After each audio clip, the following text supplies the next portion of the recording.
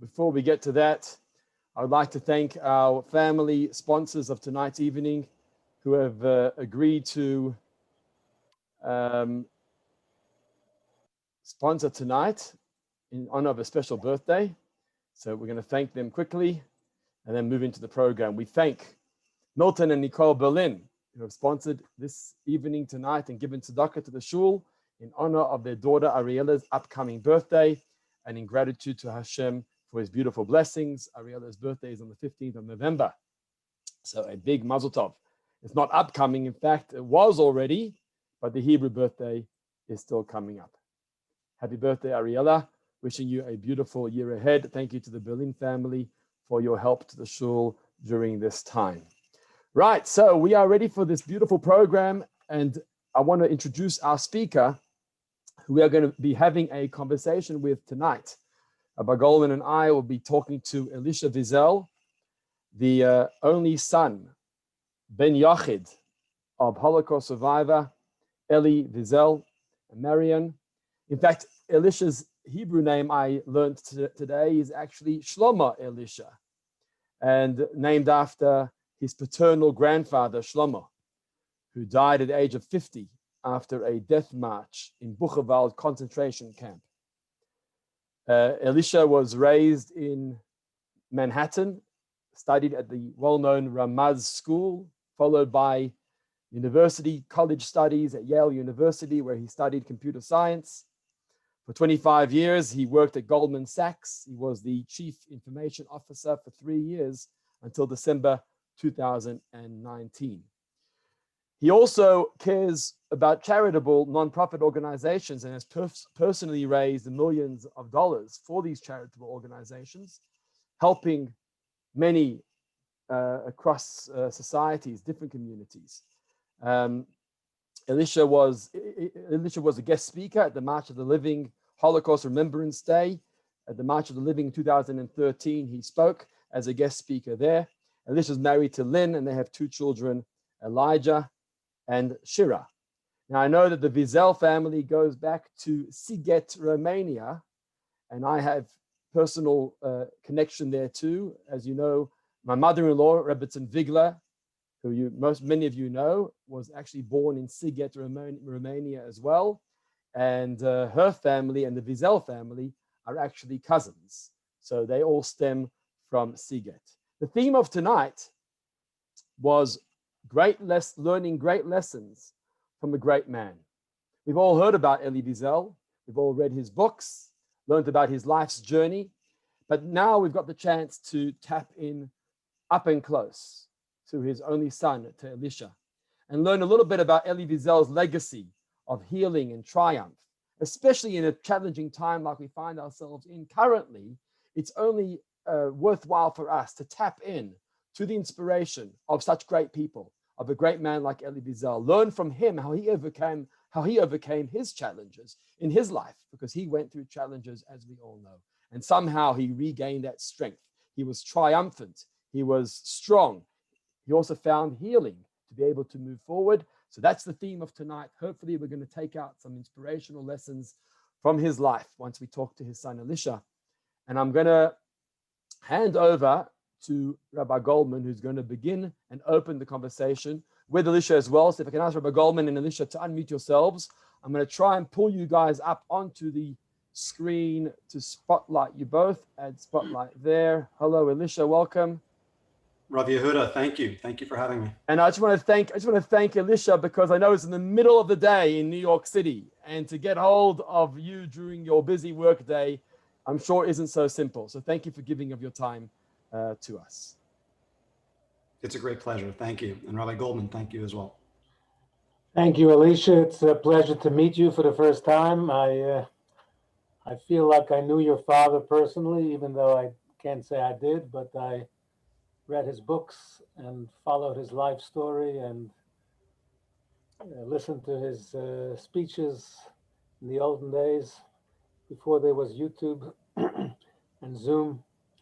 And I feel so close emotionally, even though we never met. So thank you for joining us. And the audience, many in the audience know that my father too is a the only survivor of his family, not from Sigit, but from a town called Shedlitz in Poland. So we have commonalities. So we're going to try and get to know you, and through you to get to know your father better, and then focus on legacy and messages for our own time, messages of healing and triumph in these difficult days. But let's get to know each other. Let's get acquainted with Elisha Wiesel first, if we may. So thank you for joining us. Thank you, Rabbi Stern, for making the arrangement. I know that life of this next generation of Holocaust survivors has been written about, and studies have been published, and it's not so simple. Lo kol kach pashut, as they say. And people grow up with issues. We have people in our own community who are children, even though in South Africa there are not too many survivors who came here because these shores were not open to Jewish people after the war immediately. So we had only a handful of survivors. I grew up in Brooklyn, where when I went to the little shul across the street, every second person who rolled up his sleeve to put on tefillin, you saw a number. So for me, it was common. South Africans, the average South African Jew has not seen a survivor with a number on their arm. So let's begin. How was it growing up with a father who was, you're an only child, not only an only son, an only child. The memories that were so seared into his life and became so much part and parcel of who he was and his personality and his character. And he became effectively the unofficial spokesperson for the Jewish people of the Holocaust chronicler.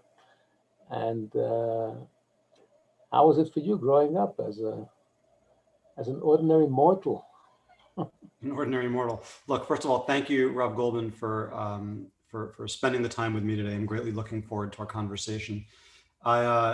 Look, it wasn't easy, but who's to say if it wasn't easy because my father was a Holocaust survivor? Who's to say if it wasn't easy because my father was famous? Who's to say if it wasn't easy because growing up in the 1980s in New York City, in a weird world where you had a modern Orthodox school, juxtaposed with modern values and everything else that was happening at the time, who's to say that wasn't enough to make things not easy? But I remember it not being easy. Of course, what do I mean by that? First world problems. I had a roof over my head. I had food on my table. I had parents who loved me, who were educating me. So was it really not easy compared to what many go through? No, in that sense, it was very easy.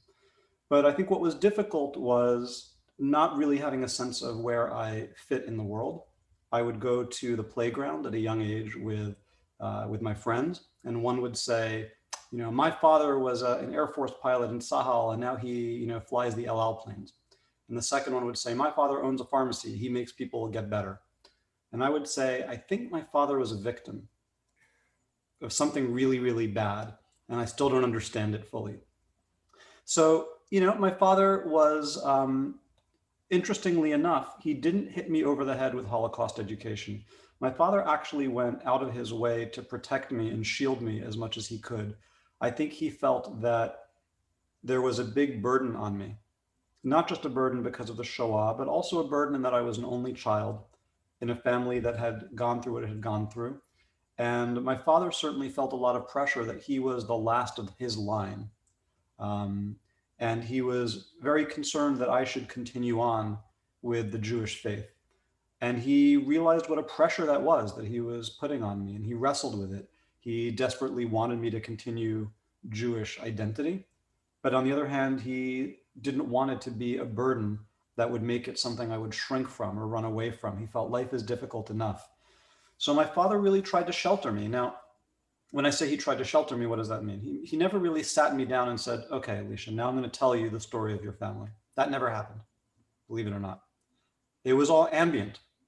my friends would be going for vacations to the Hamptons or to Florida. I'd be flying off to Poland to visit concentration camps. It was ambient. You picked it up from the events, from the people who came to see him and what they spoke about, what they turned to him for, what was on his mind. So for me, a lot of this was really picking it up at a very ambient level. And again, my father did not, he wanted it to not be a burden for me. Okay, so that's in terms of his story, but the fact is that you also grew up with a man who was a legend in his own lifetime. I mean, how old were you when he won the Nobel Peace Prize? Yeah, I was 14. Yeah, so look, if anybody's ever been in trouble in a classroom where, you know, you do something wrong and the teacher gives you a look, imagine being Elie Wiesel and you do son and you do something wrong. Elie Wiesel, son, how could you? How could you? So I went to a modern Orthodox school, and you have to realize it was very difficult to have an identity that was distinct from who my father was. People would look at me and they didn't see Elisha Wiesel. They saw the son of Elie Wiesel, whether that meant that they wanted to try to get to him through me, or they just wanted to feel better about themselves because they now had a yichus through me, or whether they had certain expectations of how that, you know, they felt I should behave and what I should say and what I should be interested in. It had a lot of, there were a lot of expectations that came with that. And, you know, for me, I resented that. I was not a happy kid in my early teens. And I made a decision to, you know, do things that would get me further from my father. I found friends outside the modern Orthodox yeshiva world.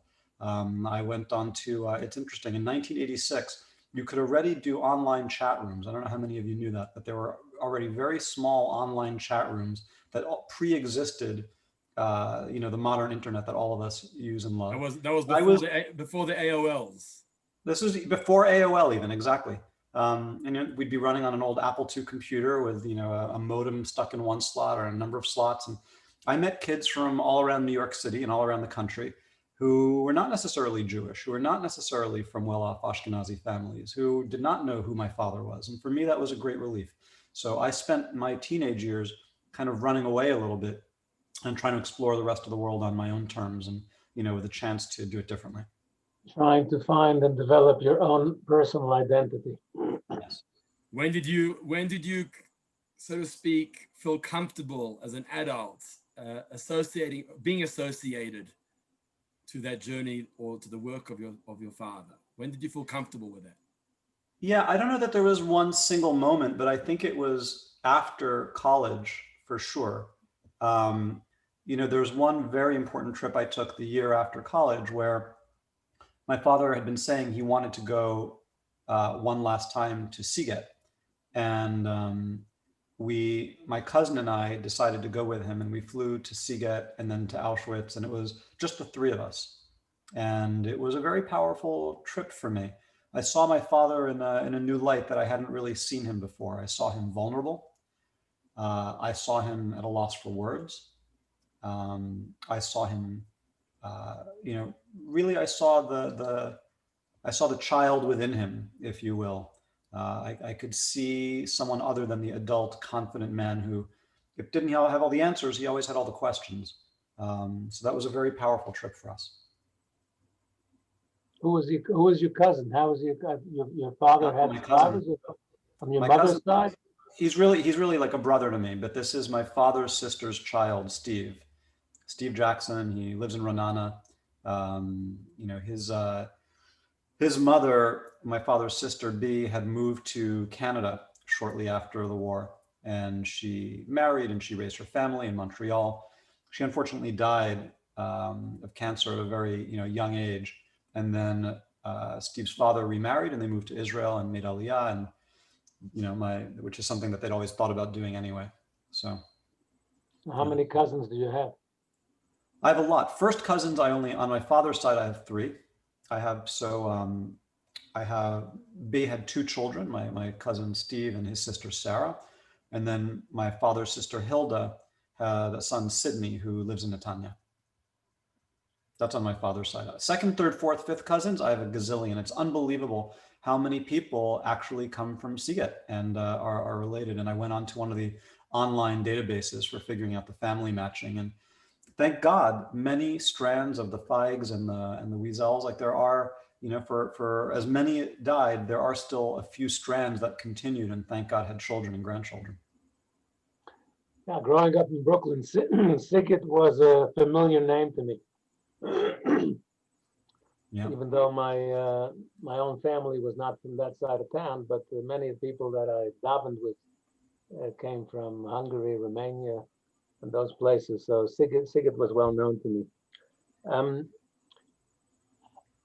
I'm also familiar with the struggles that your dad had to actually marry and raise a family, because he was so caught up in the darkness of what he had lived through in the Holocaust. And I remember I watched a video or listened to a tape of your dad telling the story of how he once went to a Farbrengen of the Lubavitcher Rebbe, and the Rebbe called him up to say L'chaim. And there was a whole little dialogue there.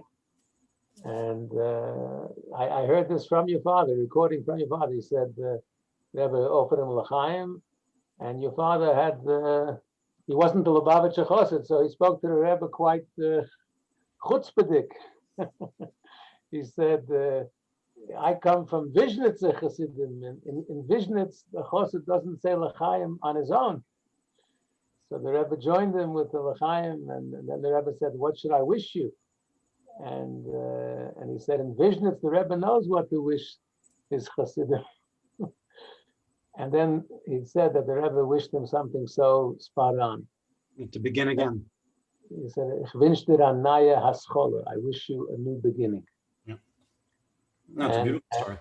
And he writes, I forget which book it is, but he writes at the end of the one book, he wrote how the Rebbe was, whenever he met the Rebbe always encouraged him to marry and to start a new beginning. And can you add anything to that story? I don't know, to that story in particular. I think that the Lubavitcher Rebbe was one of three who really convinced my father to overcome his cynicism and his position that the world didn't deserve more Jewish children. The Rebbe was very insistent. I have the Rebbe's letters to my father, and I have them translated as well, and there's hardly a letter where the Rebbe isn't admonishing my father, cajoling him, urging him to get married, and being very specific about dates. You should do it now, do it before Shavuos, do it now, do it quickly, do it. He's like, if you want to beat Hitler, this is the only way that you should have children and grandchildren, and if they're not Vishnitzer, we'll take them. They can be Lubavitch. So just beautiful letters. The other was the person my father really did consider his Rebbe, which was Rav Shaul Lieberman. That was the other one who was always convincing him. And then the third was my mother, who was the most insistent and I think had the loudest voice. So yeah, so I think that was a big decision for my father to decide to have children. It's interesting. I'd been hearing about another Rav who my father had been friendly with and had disappeared or had been excommunicated. And I heard from the son of Rav Menashe Klein, who was in Auschwitz with my father from Kiryat Ungvar. And he was telling me that the reason that we never heard from this particular Rav again is because he had been preaching this particular epikoros that you shouldn't have children after the Shoah. So that was sort of an interesting addendum. Very interesting. The other thing I would mention about my father, this is the story that I heard while I was on my Siget trip with my father. He told me that in the early 90s, this was a time when things were very tense between my father and I. I had told him I didn't want anything to do with Judaism. I had told him that whatever my path was, I wanted him to stop telling me what it should be. And he should accept that I don't necessarily share his faith. I don't see things the way he does. And it was very difficult. And I think, my father was an amazing person because he didn't yell. He wouldn't get into an argument. It wasn't about convincing me of something. I would ask him, look, Dad, what's more important, to be a good human or to be a good Jew? And he'd say, no, what's the difference? Tell me, why are you trying to split this atom? For me, they're one and the same thing. I'm a good human because I'm a good Jew, and the other way around. I do good things in the world, and I engage with people from a place of Judaism. And everything that I learn and everything I do, I bring back into my Judaism. It's just who I am. So my father was very patient with me. And I think a lot of parents might have yelled. A lot of parents might have gotten depressed. They might have sat Shiva for their son who is still alive. There's so many things and ways that you could react that are not constructive. My father just loved me. That was his answer, to continue loving me more. He told the story of the Baal Shem Tov who had been stopped by a stranger and, by a man, and said, "What do I do? My child is turning away." And the Besh said, "Love him more." And my father loved that story, and I think he tried to live it. And he shared with me while we were in Poland the story about the Lubavitcher Rebbe. He said that he had gone to the Rebbe and he had shared with the Rebbe that we were at a crossroads in our relationship, that things were not what he wanted them to be or necessarily what I wanted them to be. And the Lubavitcher Rebbe gave him a bracha. And he said, "Here's my bracha. That one day," he said, "you will be proud of your son will be proud of you, and then you will both be proud of me." That was the Rebbe's bracha. What was the final line again? And then? "And you will both be proud of me." Wow. Right. Sorry, we missed the punchline. And then? The Rebbe said, "You will be proud of your son will be proud of you, and then you will both be proud of me." Of me. Very interesting. Elisha, your father, did he have a frum religious upbringing when he came from when he was in Siget? Is that where the Yes. strong faith came from?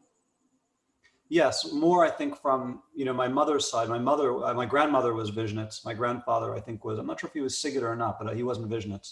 And I think a lot of that more Hasidic side came in particular from my great grandfather on my grandmother's side, Dodje Feig. My father adored Rav Feig. They would spend Shabbatot together, and he was a farmer and a grocer, and they would this is really where I think he got the spirit of Hasidism from.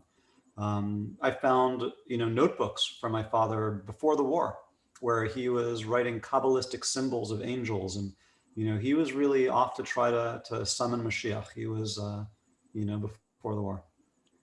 Well, for those of our audience who may not be familiar, although Elie Wiesel was famous for chronicling the Holocaust, he wrote extensively, a journalist in the beginning, and then a writer of many dozens of books.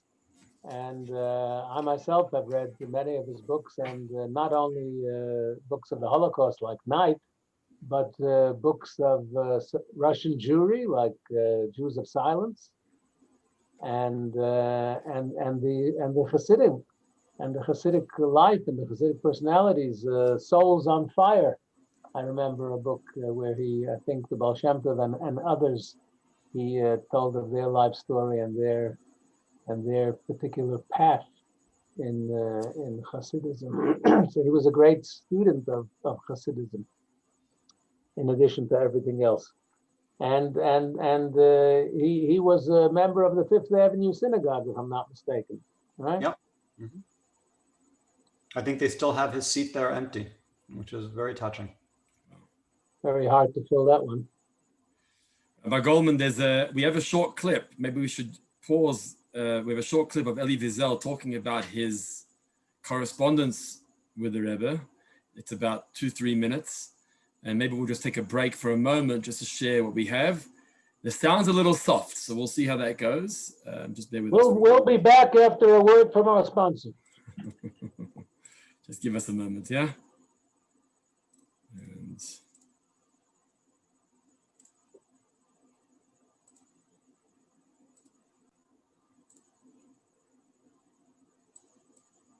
but allergic to noise. And I knew Brinker must be noisy, had to be noisy. I didn't know it was that noisy. And I came, and I saw the Rebbe really. I saw the Rebbe at work, and that was enough. I saw him. Then, of course, I listened to his Divrei Torah. That was different, but the main thing is sight. I saw the Rebbe. And I realized that all the tsar in the world, all the pain in the world, all the Jewish saw him in the world, were on his face. And he was singing in order to overcome that sadness. Then I asked for Brinker, and of course, I came and we spent I thought 10 minutes, then I thought 20 minutes, then I thought maybe a half hour. We spent like 2 or 3 hours. And he said, come back. And came back as often as possible, as I could. The Rebbe was like the Maggid. He had a vision and wisdom and knowledge and everything else, but in practical life, he was an architect. He knew whom to send where. I think the Shaliach himself didn't know why he was sent somewhere, but he knew. So that is the impact of the Rebbe. I must say that personally I miss him profoundly and terribly. I said it to one of your messivas of Brengen somewhere, I don't remember even where. I spoke so much for Lubavitch that it's like Yaakov Avinu, like from Avinu, the most direct Shalovi came to him at a critical moment. And with me, if I have, let's say, I'm at a crossroad and I need to make a decision, right or left, what do I do? That I ask either literally I see the face of my mother or my father, and I know it comes to Ruchnius. I see the Rebbe's dual Rebbe. I think history will place him as one of the great figures of the 20th century of Jewish history. Because what he has done to world Jewry, it wasn't only one place.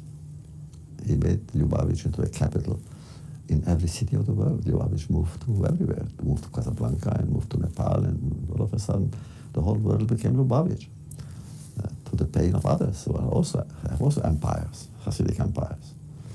But I find it good, and no doubt. His impact on Jewish education mainly. That's the main impact on Jewish education.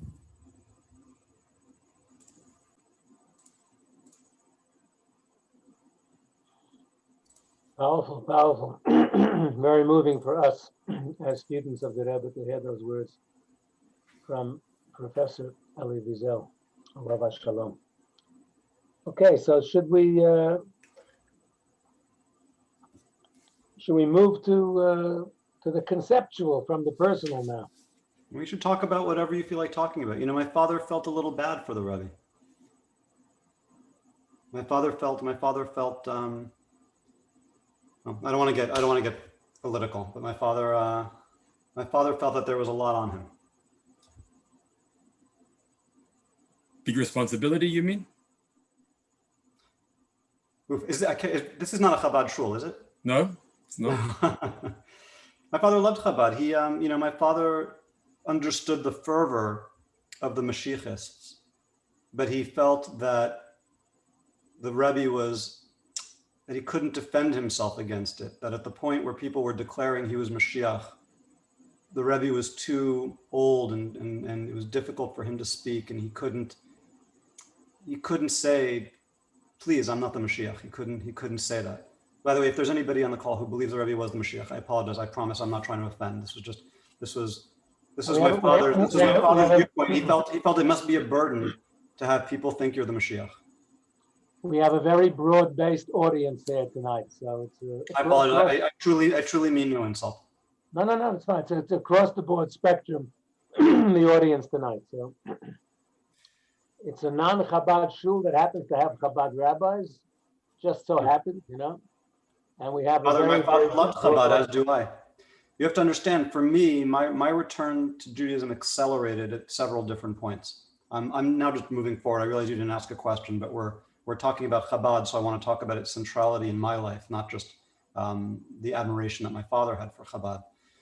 You have to realize when, there were a couple of major markers in my return to Judaism. One was when I married Jewish. Then I had when my son had Brit Milah, and my father held him. It was a very powerful moment. Spending time in Israel with my cousin Steve. There were all these markers. But for me, the return to day-to-day observance, the return to wearing tefillin every day, to davening with my son every day, the return to really a concept that these things have a daily presence in one's life, and they're not something that you think of as being part of your identity, but you don't do something with. That really accelerated. My father had asked me to say Kaddish for him, and there were really two things he asked me. He asked me to marry Jewish, and he asked me to say Kaddish, every day when he passed. And at first I thought that this was something that my father asked me to do for him. I really realized only later it was something that he was doing for me. In many ways, the last gift he was giving me. But I got familiar with Kaddish. I got familiar with going to shul, and I went to many different shuls. And the shul where I first felt, I'm not just doing this for my father, but there is something here for me, I belong here, was at Chabad. It was on the Shabbos that I was getting up from sitting Shiva. And the local Rav was away. There were just a number of congregants, and it was a smaller Chabad. It had a more of a shtiebel feel. And it was really the davening there that began the process, I think, of leading to where I am today, which I could have stopped davening every day after I had honored my father's wishes. But I didn't. And I think that a lot of that really has to do with Chabad and the atmosphere that they create. You can talk about the extensions of people. My father is no longer with us. The Rebbe is no longer with us. You can feel my father's presence in the books he wrote. You can feel it in the effect that he had on people. And you can feel the Rebbe's presence to this day in the quality of the shluchim that represent him, in the gentle way in which they get you to do one more mitzvah. Just one more mitzvah. They start where you are, and then you do one more mitzvah. They don't make you feel bad about all the ones you're not doing. The focus is on what's the next one you'll do, and let's have it be a joyful one together. I think you can feel the legacy of these great men in the people who are influenced by them and continue to spread their message today. Sorry, that was not in response to any particular question. Well, I'm sure you know that your father's definitely having nachas.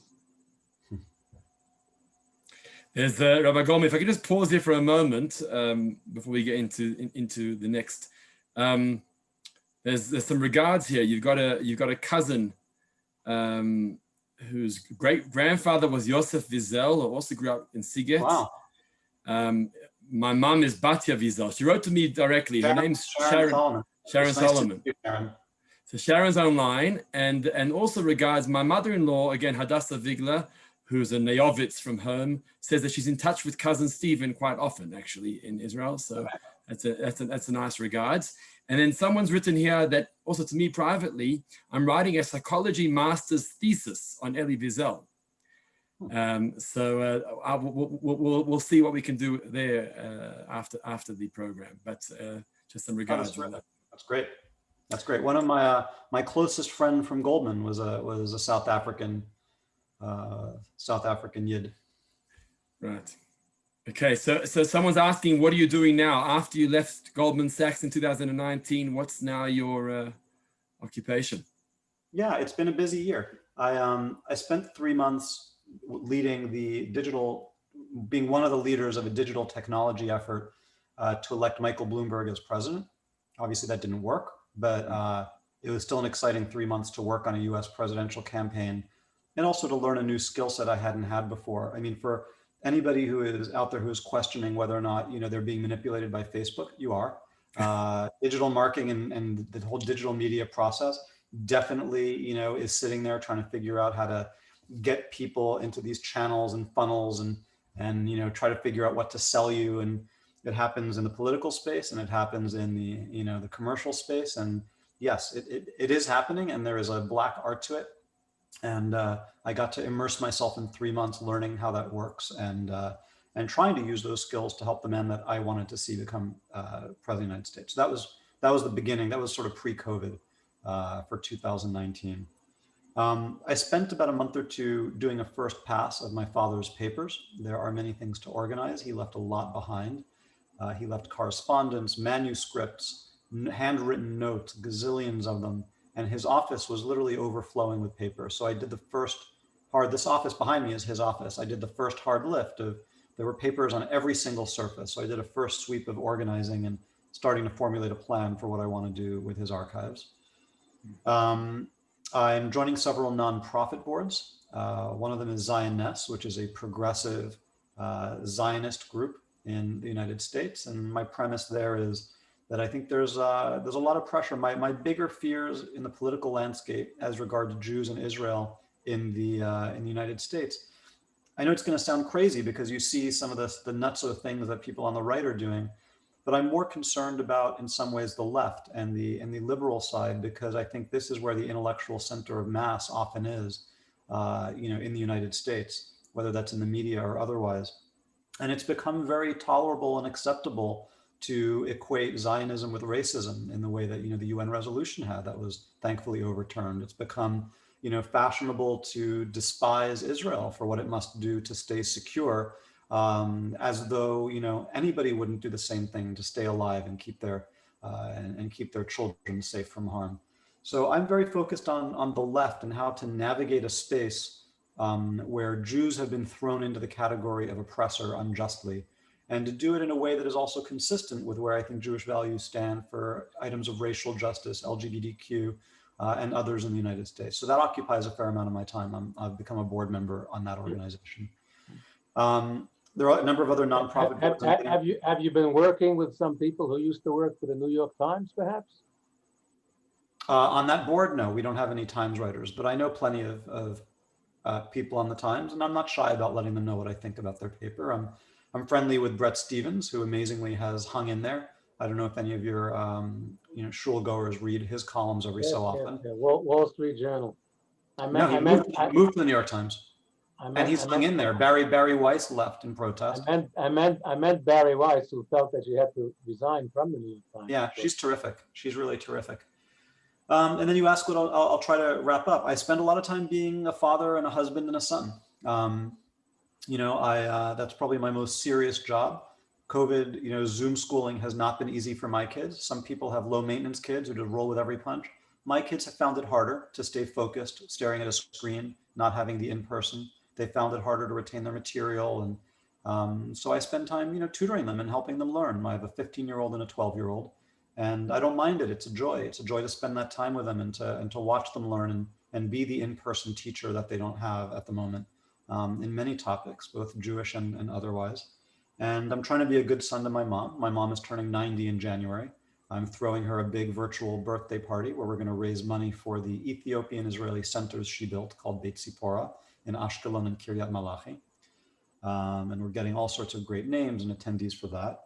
And I'm trying to learn a little Talmud every day. So I'm doing Daf Yomi. It's the first time I've ever done this much Gemara. The last time I read a piece of Gemara before I started this Daf Yomi cycle was, maybe junior year of high school. And we were taking all semester to make our way through an Amud of Baba Metzia. And now we're coming up on the end of Eruvin, and I have, I do a Chavrusa with my friend Rabbi Shmuley Boteach, with my friend Rabbi Ariel Berger. I do Chavrusa with different friends, and making my way through it has been incredibly fascinating. I started taking notes, and I feel like I'm treading on ground my father tread on. It's a very comforting feeling, not only to, when I daven, think of my father, but also to learn, because my father believed deeply in Jewish learning. He loved cracking open Shas and digging into something. It was through all of his works, it influenced him greatly. Sorry, that was a very long-winded answer to what am I doing now? No, that's fine. I once heard that your father learned Talmud every day. Is that true? I don't know if that's true because I wasn't with him every day, but he was always immersed in Jewish texts. His bookshelf was an incredible testament. If you looked at his bookshelf, he had the great Western writers. He would have Plato, Aristotle, Sartre. He'd have all of them next to Shas, the Tanya, all these great books of Jewish origin. So for him, he loved being in between those worlds. He loved spending time in both. Amazing. What he often did, I don't know if it was often, but he would sing in public forums. I've seen a few times I tried to find the clip, but I couldn't find it. I think it's been taken off YouTube. Maybe you have access to it. Is where he spoke from a podium or a pulpit somewhere in a public forum, and he banged his hand on the podium singing Ani Maamin. Mm-hmm. And I couldn't find the actual clip, and I don't know what the context of that event was. Where he was, I think it was a lecture on the Holocaust, I would imagine. We wanted to show it tonight. But I found. Yeah. Sorry. Yeah, he loved singing. He loved Jewish songs. We have We have a recording of many of the Yiddish songs he grew up singing that was done with one of his students, Debbie Katchko-Gray, who's a cantor. It's beautiful, to hear him singing these songs. He loved it. So I mean, growing up in a Hasidic community, I'm sure that's where the pleasures of a Hasidic niggun would have stemmed from. But I have a nice little clip. Can I share screen? I might have a nice little clip for you. Yeah. Hold on 1 second. Hold on. Let me do that. Yeah, I got it. Oh, there we go. Let's see if I can make this bigger. Can I make it bigger? Hang on. Where's? Yeah. There we go. It's a little quiet, but tell me if you can. Okay. Let's see if it'll pan out. Let's see what's going on. This is his classroom. Oh wow. Oh, Rav Shlomo Carlebach. Yeah, so my father had Rav Shlomo come to his class on Hasidism. So we didn't hear the actual tune there. I want to show you a clip of him singing Animami, and I couldn't find it from his lecture. That was quite a passionate one where I saw him in the middle of his lecture. He paused and he sang this song. But I found a different one of in concerts. Watch this. This is with a. I remember this concert. Sure, yeah. You remember this one? I wasn't there, but I remember it happening, of course. My friend Mati Lazar put it together. Can you hear this? You can hear it. Yeah.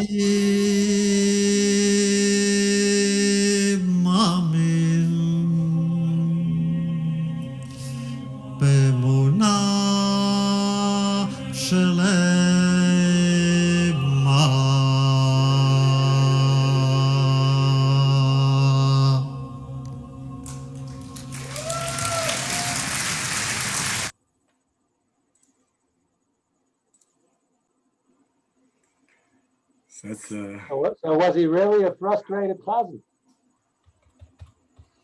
Frustrated chazan? I don't know. He loved to sing. He was happy for his friends to be the chazan, and he would be there to back them up, and they loved it. You know, Rav Cantor Malovani used to love having my father sing along in Fifth Avenue Shul. Yeah, we know him well. He was a chazan here many years ago. His wife is a South African. Also a Sigader. His wife is a South African from our shul. Yeah. What's fascinating when you see a great intellectual getting emotional over a song is like the bridging of two worlds of the intense, emotion with the intellect, and that's what a niggun can do. That it can bridge the gap between the intellectual and the emotional. Yeah. Your mother was French speaking, no? My mother's Viennese. But yes, they spoke French to each other in the home.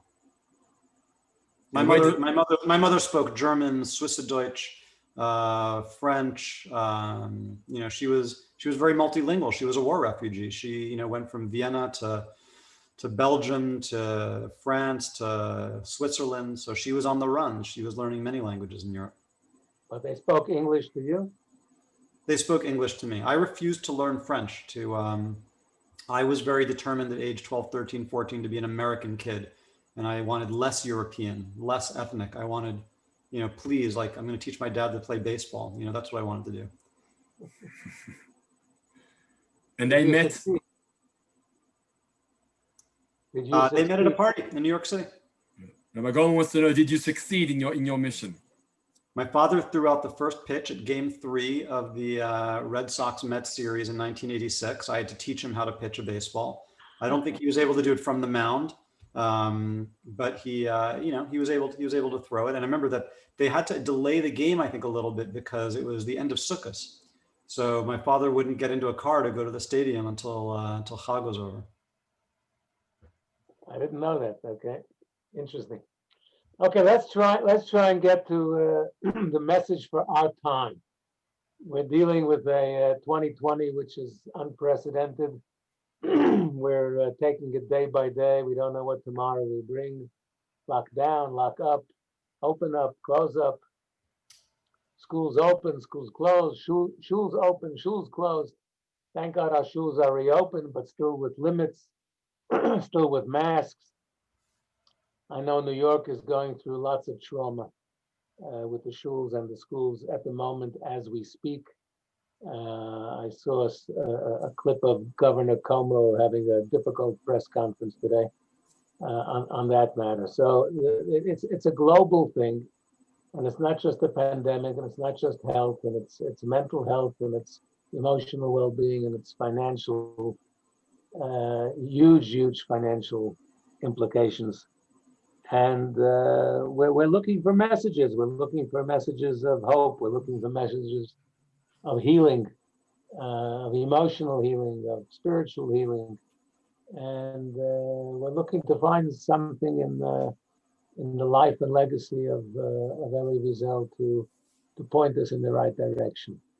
So I think there's so many messages we could go through.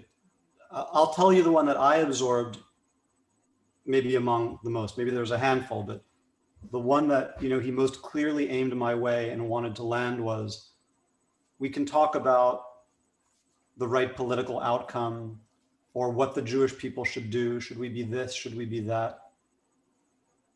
But all of that is based on the premise that there is a Jewish people. So what does it take for there to be a Jewish people? For Jewish people to be Jewish.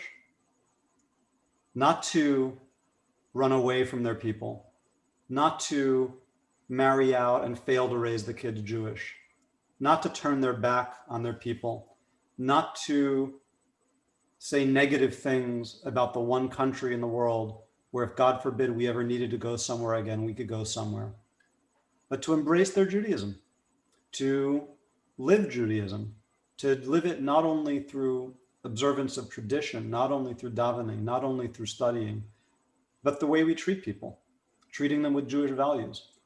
For my father, being Jewish didn't just mean cracking open a Jewish text or putting on tefillin. It meant treating each and every person that he engaged with as an emanation of a divine spark. My father treated a head of state and a taxi driver, it sounds crazy to say it, but with equal respect. Maybe not the same protocol, because the protocol is different when you're in a formal capacity. But my father treated the person who cut his hair or drove him somewhere, or who stopped him on the street when he was tired and he wanted to go home, or who wouldn't let him leave a lecture and insisted on talking to him further. My father gave these people time. He gave them kavod. He gave them respect. So to me, this is the biggest thing that I took away from my father, is that we can all talk about what the right thing is to do in any situation. We can talk about what's the right future for the Jewish people. Where do we belong on the world stage, and what should our position be on any number of issues? But he said the premise of being able to decide what the Jewish people should do is A, that there should be a Jewish people, and B, that you should be part of it. I loved his answer to you when you were questioning about being a human being or being a Jew. I thought that insight was brilliant, that it's one and the same thing for him. Look, I think that's one of the things my father is most famous for being a Jew who had his feet fully in the Jewish world. And he had a passport to go to Reform shuls, Orthodox shuls, Hasidic shuls. He had a Jewish passport like no one else. We all do, but he used it. And he also walked fully in the world of human affairs. And he saw no contradiction. He embraced it. And I think that's one of the things that is one of the most distinctive about him when people think about him, is that he lived so fully in those two worlds. Well, he didn't get the Nobel Peace Prize for writing about the Holocaust. No. I think it's one of the things, sure. I mean, he got it for being an activist, for being a champion of ethical behavior. I think for him, a lot of his social justice work, his activism, was rooted in the memory of the Shoah. Never again. So I wouldn't say that he didn't receive the Nobel Prize for the Holocaust. I'd say he received it for being who he was and what he had done. And the Shoah is a part of that. It was a part of him. And that message, I'm sure, his message of the respect of all would be something, to hear his voice in today's America, for example, would be a breath of fresh air, to be able to have someone who can somehow bridge the gaps between the splitting of society that's taken place, not just in America, but obviously lately. So someone asked the question, and maybe you can answer both comments, is what his thoughts would have been, and what do you think he would have done to help mend the hurt and pain in society of today. And someone asks, did he ever think there could be another Holocaust in our time? I think he felt that the Holocaust was unique and didn't think we would make that particular mistake again. If people want to know my thoughts on what my father would have said, look, they're obviously, it's all downside being dead. But there's one upside, which is people can't quote you on things you didn't say or shouldn't. So I don't think we can ascribe to my father what he would have said or what his answers would have been. I'll share with you in the chat an article that I wrote recently that talks at least about the questions that I think he would have asked, which you're more than free to take a look at afterwards. Thank you for sharing.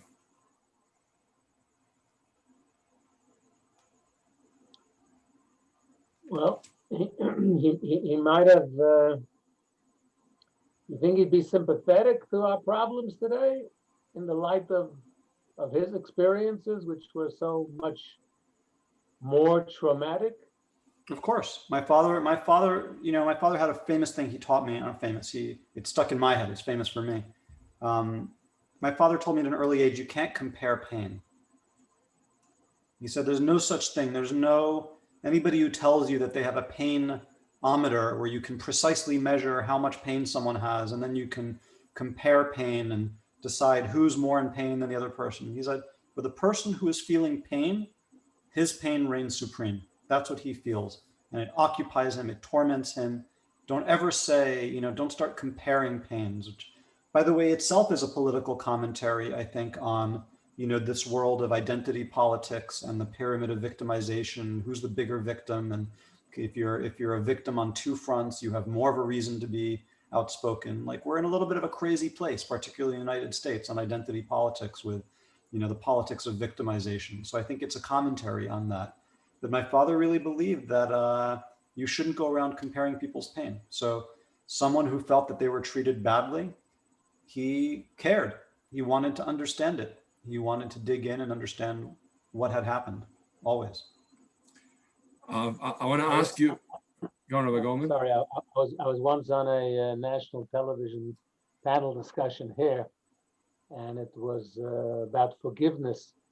And we had one of the panelists was from the Truth and Reconciliation Committee, which we had here after apartheid ended, and trying to follow President Nelson Mandela's lead in finding peace and reconciliation within South Africa. And the Holocaust came up, and I was talking about it, and this woman attacked me. She says, "You think you Jews have a monopoly on suffering?" So obviously people here suffered. But I agree with your father that there's nothing to compare to the Holocaust. Listen, Even apartheid, as bad as it was not genocide. Listen, I'm glad Christiane Amanpour apologized, for what she said on CNN the other day. I'm glad. Didn't necessarily expect her to, but she did. I was pleasantly surprised as well. Yeah. People are saying it wasn't enough of an apology, but I was pleasantly surprised that she did even that. Yeah. I would like to ask you something about triumph, because that's one of our topics tonight. But before I get to that, someone is reminiscing here on the chat that they had the privilege of davening at Fifth Avenue Shul and hearing your father read the Haftarah, that Shabbos, some years ago. He often got Maftir Yonah on Yom Kippur. On Yom Kippur. Wow, that's quite something. Yom Kippur we associate to the Yizkor in particular, remembering those who passed in the Shoah too. We spoke about your father's initial resistance, perhaps, or hesitation in building a family of his own in a difficult, challenging world that he was moving into after the Holocaust. And yet he got his head around it with the encouragement of the rabbis and mentors and your mother. He got his head around it. Did he ever share with you how he managed to deal with this? How did he find that triumph to actually overcome the horrific pasts of the Holocaust, of the Shoah, and actually work on it in his own mind to gain that inner strength to move forward? Listen, there's two questions here. One is, I don't know that my father would have characterized his life as triumph. I think a day didn't go by that my father didn't feel the tragedy of what had happened to his family. So even in moments, I think, where there were joy, I think those moments were bittersweet for him. I think, he writes about that when he was awarded the Nobel Prize, he could see his father standing next to him. I don't think there was a moment where he didn't feel what had happened. But I think that that's also the answer to your other question on where did he find the strength? My father said, look, was I the strongest? No. Was I the smartest? No. There's no real reason I survived. It was, luck. I survived. Some didn't. I did. And I think that might be true for the camps. But if you ask about how did my father make his way through the post-war years, my belief, and you can't prove these things. We're in the realm of psychology and what makes people tick. You can't, there's no mathematical proof for it. There's no sources I can quote. But I think it's the same answer, which is my father was raised by a loving family who gave him an identity. He knew where he was in the world. And even when the Nazis came and ripped that apart, it wasn't enough to break apart the structure that they had given him. You are part of Am Yisrael. We have been around for thousands of years. You are part of a people that has seen tragedy and will see more tragedy, but we will persevere and we will continue. And you have a role to play in it. Every Jew does, and so do you. And you will find your place. That, I think, is the message that is sent when a Jewish family raises a Jewish child with a sense of who they are, a sense of mitzvahs, a sense of identity, a sense that this isn't just some denomination you hang on a hat. Yeah, I happen to be Jewish. No, you are Jewish. It's part of who you are. I think when a family raises a child like that, it gives them tremendous strength. Zach Cutler? I seem to recall a conversation of, I'm not 100% sure, but you can correct me if I'm wrong, that in the maybe the first conversation with the Rebbe, he said, where was God? And the Rebbe said, where was man? Mm-hmm.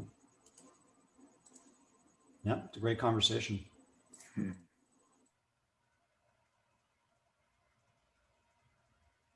You're muted, Ravi. I think so. Thank you. I think that message that you just shared now is extremely, extremely relevant to today's times, because we're thank God not in a lockdown here in South Africa, but yet life is challenging with work and with community and shuls and schools, and everyone's unsure of where the future lies.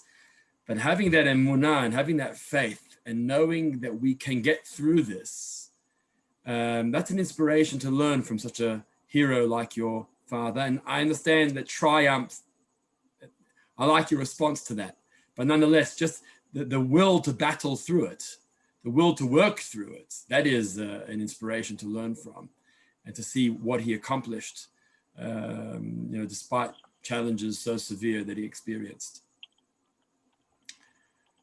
I see here. By the way, I see we're almost at time, and I don't want to keep your audience. I know everybody has evenings to get to, and thank you. No. We are almost at time, and I appreciate your time here.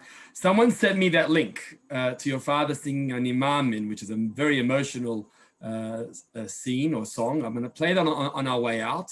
There have been comments from the crowd. I just want to thank those who have sent through your questions. I have tried to communicate those questions throughout our discussion with Elisha, and thank you for that. And people are thanking you for, did you see the comment from Ingrid? Elisha is his triumph. Very sweet. That's a powerful one. We've caught Elisha in midday in New York City. So we're going to thank you for your time. I am going to wrap this up with the playing of an imamin that we just found. I think it's a very emotional imamin. It shows inner strength. It shows a hero who can rely on his faith to enable him to overcome the challenges of his past. And hopefully that can be managed. And I just want to thank you, Rav Yehuda, Rav Goldman. Thank you both for taking the time, for everyone who is here today. I know it's early, but I want to wish everyone in advance a warm and an amazing Hanukkah. May your homes all be filled with light and joy and strength. Thank you. We're going to say goodbye to Elisha now. He's going to run. Thank you very much. I'm going to play the clip, and we'll end with this for this evening. אני מאמין באמונה שלמה בביאת המשיח ואף על פי שיתממך אחכה לו בכל יום שיבוא.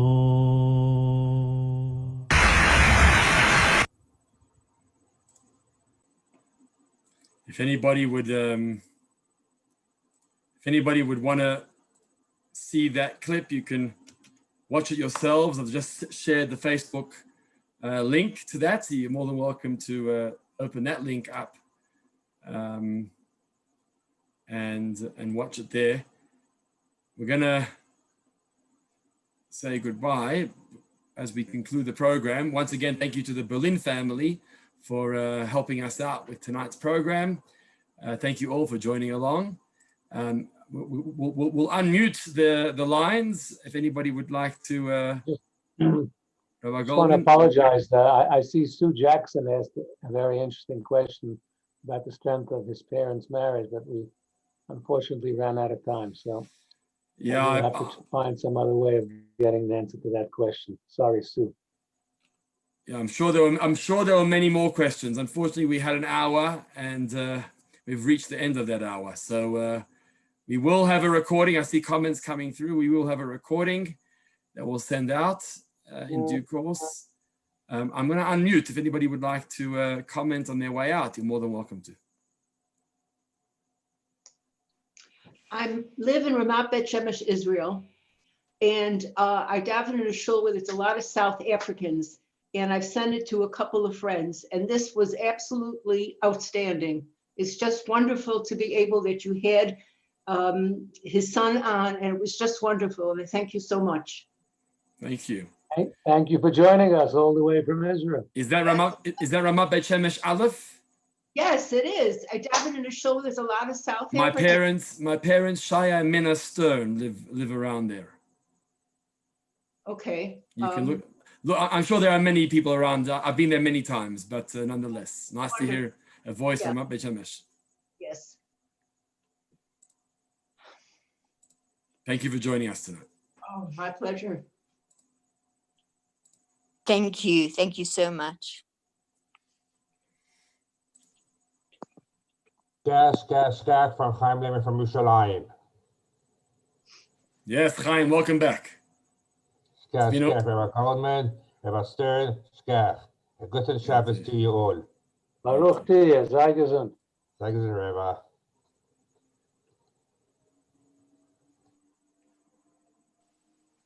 We got more international visitors. I see a few others are. Yeah. Welcome to all. Otzahorn. Welcome from Otzahorn. Otzahorn, where's Otzahorn? I got a message here privately sent to me from Deborah and Bernard. Okay, Herman, the Herman family. Welcome.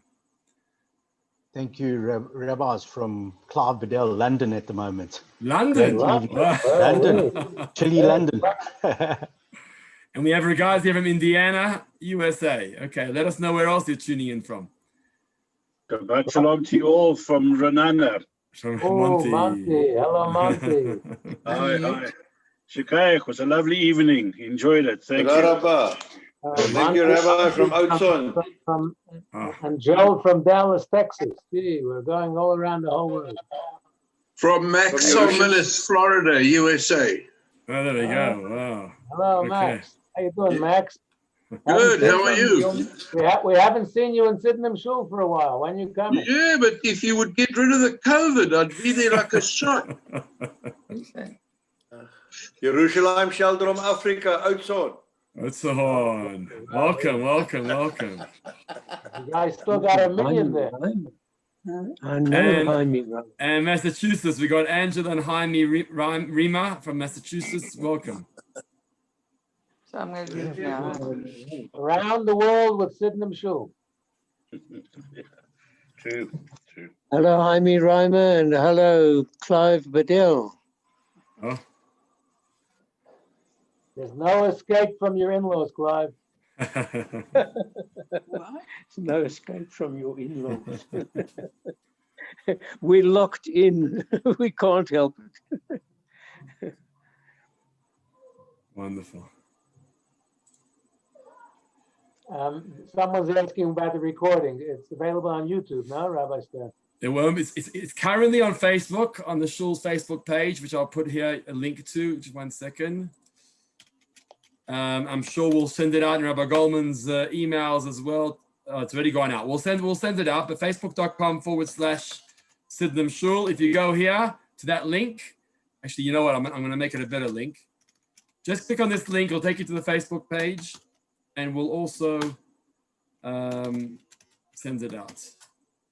Okay, that link's not working. You got to copy and paste that link. It looks like. Well done. I'll find the link for the actual recording, and that'll be easier. Before you hang up, before you log off, we'll put there.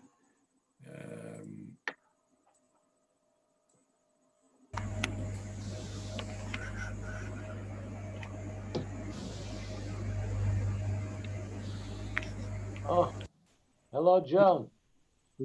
Are you advertising again, Alan?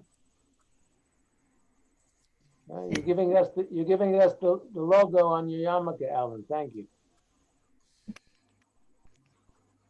You just gave us a free ad, Alan. Thank you very much, Alan Porter. Oh. From your yarmulke. Oh. Oh, you saw your yarmulke with the Sydenham Shul on it. Did you hear that, Al? That was a good choice of yarmulke tonight. Thank you. Sydenham Shul yarmulke. Saw you with your yarmulke on too. Okay, if you copy the last link I just shared in the chat, that is the link for the recording for tonight. If you have any struggles, you can contact us at the Shul office from tomorrow, and we'll be able to assist you. Thank you all. Thank you all for joining. Wishing you a wonderful evening. Take care. Keep safe. Keep sane. And a good Shabbos. Thank you, and good Shabbos. And keep in touch. Thank you. Thank you. Love and regards from Sydenham Shul. All the best. Thank you both. Thank you. Wonderful evening. Thank you. Thank you. Harry God from Yerushalayim. Thank you.